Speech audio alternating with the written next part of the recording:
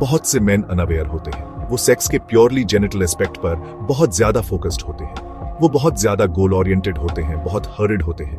वो भूल जाते हैं कि औरत के लिए जर्नी डेस्टिनेशन जितनी ही इंपॉर्टेंट होती है। उसे सेफ फील करना होता है, चेरिश्ड फील करना होता है, अंडरस्टूड फील करना होता है। उसकी बॉडी तब ओपन अप होती है जब उसका हार्ट ओपन अप होता है। उसकी सेक्सुअलिटी उसके इमोशन से डीपली कनेक्टेड होती है।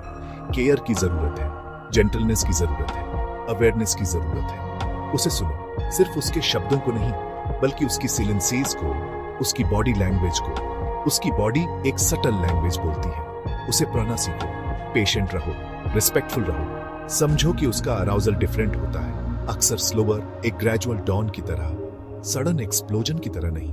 उसे अपनी सेक्सुअलिटी में ट्रूली ब्लॉसम करने के लिए ट्रस्ट और लव का एटमॉस्फेयर चाहिए। इस एटमॉस्फेयर के बिना वो शायद पार्टिसिपेट कर ले, लेकिन उसका डीपर बीइंग अनटच्ड रह जाता है, क्लोज्ड। याद रखो, औरत की सेंसिटिविटी ही उसकी पावर है।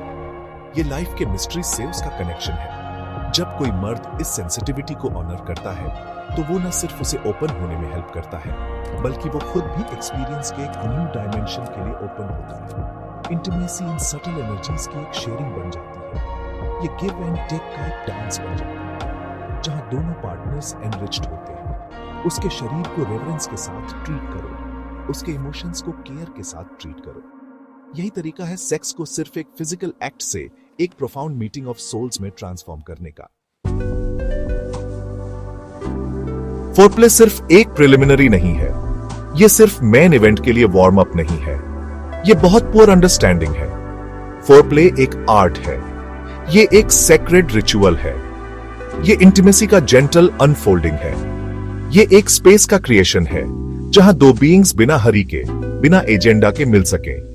ये सेंसीज को अवेकन करने के बारे में है, स्लोली, लविंगली। ये बॉडी, माइंड और हार्ट को एक डीपर यूनियन के लिए प्रिपेयर करने के बारे में है। बहुत लोग इसमें रश करते हैं या इसे नेग्लेक्ट कर देते हैं। ये बहुत बड़ा लॉस है।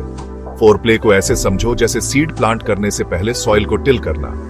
अगर सॉइल प्रिपेयर्ड ना हो, तो सीड शायद स्प्राउट ना हो, या अगर स्प्राउट हो भी जाए, तो शायद एक स्ट्रॉन्ग, हेल्दी प्लांट न बने। सिमिलरली, अगर बॉडीज और एनर्जीज लविंग टच से, टेंडर विस्पर्स से, शेयर्ड प्रेजेंस से प्रिपेयर्ड न हो, तो सेक्सुअल एक्ट खुद ही शैलो, मैकेनिकल लग सकता है। ये शायद एक्सटेसी की हाइट्स तक, कनेक्शन की डेप्थ्स तक न पहुंच पाए जो पॉसिबल है। फोरप्ले बॉडी की पोएट्री है।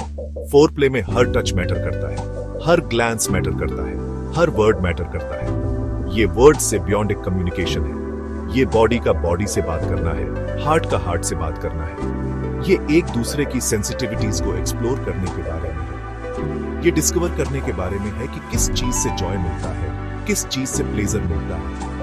फोरप्ले में कोई गोल नहीं होना चाहिए। जर्नी खुद ही गोल है। बस साथ होने का, टच करने का, फील करने का शेयर डिलाइट ही काफी है। इसे एक स्लो डांस होने दो, एक प्लेफुल एक्सप्लोरेशन। जब फोरप्ले को इस रेवरेंस के साथ अप्रोच किया जाता है, तो ये पूरे सेक्सुअल एक्सपीरियंस को ट्रांसफॉर्म कर देता है। ये एंटीसिपेशन बिल्ड करता है, टेंस तरीके से नहीं, बल्कि एक जॉयफुल, एक्सपेक्टेड तरीके से।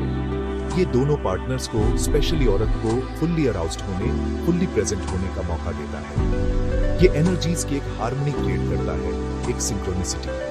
फिर जब यूनियन होता है, तो ये सिर्फ एक फिजिकल जॉइनिंग नहीं होता, बल्कि दो ऐसे बीइंग्स का मिलना होता है जो ओपन है, रिसेप्टिव है और एक दूसरे से अट्यून्ड है। यही ट्रू फोरप्ले का मैजिक है। Section 5 After the crescendo, the importance of afterplay's tender moments. Sexual act एक पीक पर पहुंचता है, एक क्रेशेंडो पर, और फिर उसके बाद क्या होता है?